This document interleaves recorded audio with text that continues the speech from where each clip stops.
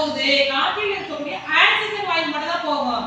திருப்பி ஆக்சிஜன் வாயு வந்து மூச்சு சிற்றறையில போய் நின்னுடும். கார்பன் டை ஆக்சைடு எடுத்துட்டு மறுபடியும் எங்க போடாது, மறுபடியும் மூக்கு வழியா வெளியில கார்பன் டை ஆக்சைடு வெளியில வந்துரும். இந்த நுரையீரல் எப்படிமா இருக்கு, பார்க்க எப்படி தெரியுது? இதுல வந்து எப்படி எத்தனை நுரையீரல் இருக்க மாதிரி தெரியுது? ரெண்டு நுரையீரல், ஓர் இணை இணையா இருக்க, ரெண்டு சமமா இணையா இருக்கா? ஓர் இணை நுரையீரல் இருக்கு. இந்த நுரையீரல் எங்க இருக்குன்னு சொன்னீங்க டீச்சரே? மார்பகத்துல இருக்கு. அத தொட்டு பார்த்தோம்னா எப்படி இருக்கு? பஞ்சு போல இருக்கா? தொட்டு பார்த்தீங்கன்னா எப்படி தெரியும்? பஞ்சு போல இருக்கும். அப்ப இந்த நுரையீரல் எதுக்கு நம்ம பயன்படுது? சுவாசிக்கிறதுக்கு பயன்படுது. நுரையீரல் எதுக்கு பயன்படுகிறது? சுவாசிக்கிறதுக்கு பயன்படுகிறது.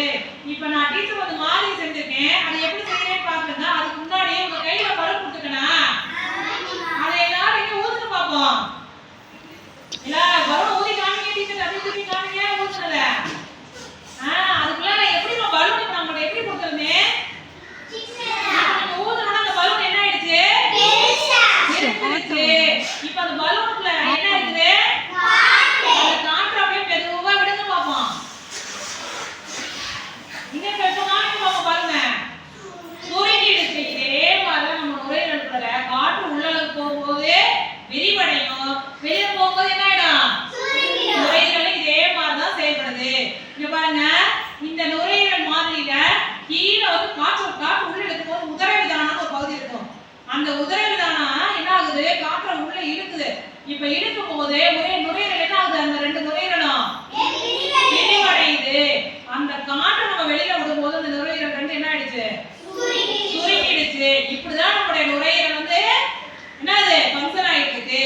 இப்ப அடுத்து இந்த காற்றானது எதன் வழியாக நம்ம நுரையீரலுக்கு போகுது அப்படிங்கறத ஒரு சின்ன ஆக்டிவிட்டி கூட செயல்பட செய்யலாமா? நான் எங்க ஒருத்தி போய் செய்ய பாப்போம். அது என்னதுமா? காற்றுல இருக்கக்கூடிய என்னதுமா? அது ஆக்சிஜன். காற்றுல இருக்கக்கூடிய ஆக்சிஜன். இப்ப அது எது வழியா வரப்போகுது? ஃபர்ஸ்ட் எது வழியா வருது? நாசி துவாரம்.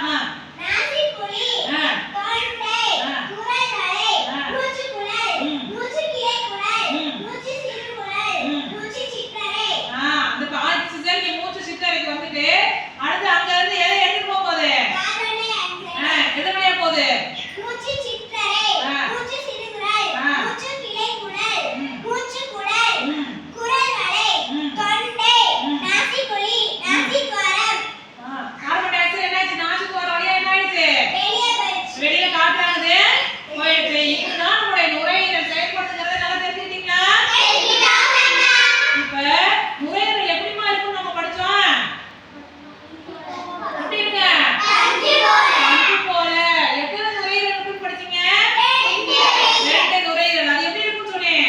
சேர்ந்தே இருக்கும், இணையா இருக்கும். அப்ப நுரையீரல்